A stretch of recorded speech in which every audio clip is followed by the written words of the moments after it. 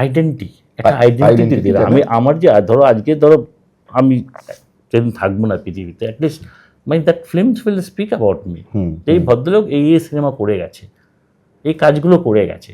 That is the way of identity. আমি কি গাড়িতে করে ঘুরলাম আর কোথায় বাংলো বানালাম সেটা কোনো দিন লেখা থাকবে না আমার উইকিপিডিয়া বা যে কোনো ইয়েতে, but what are the films that have done well creatively যে কোনো বিষয়ে। আমি বলবো যে ইন্ডাস্ট্রির প্রচুর লোকে আমার গাড়িটা কি হবে, আমি বাংলো কোথায় বানাবো ইত্যাদি নিয়ে বেশি বদার থাকতো দেন অ্যাকচুয়ালি ক্রিয়েটিং।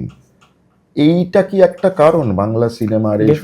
ডেফিনেটলি যারা সত্যিকারের ক্রিয়েটিভ লোক they will be more focus on what they are doing, বাকি জিনিসগুলো হচ্ছে ইম্যাটেরিয়াল ফ্যাক্ট। কিন্তু বাকি I was fortunate to work with two such director, that is Atanu Ghosh and Anik Dutta. I have seen them.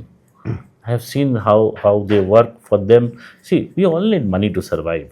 আমাদের একটা ডেইলি নিড থাকে, we all need that. But যখন কাজগুলো করি, ভালো কাজগুলো করি, যখন আজকে আমি একটা শেষ পাতার মতো ছবি বা এরকম টাইপের ছবিতে যখন আমি লগ্নি করি, knowing that I might not get back the money, that means that is my sacrifice.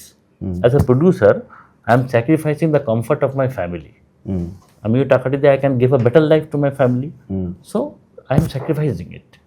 Hard work of the director. So এই জিনিসগুলো তুমি যেটা বলে ম্যাটার করে, আমার ক্ষেত্রে এগুলো ম্যাটার করে, বাকিদের ক্ষেত্রে কি আমি জানি না। I don't think in that way. তো ওই স্যাক্রিফাইসটা আমি করি কিসের জন্যে?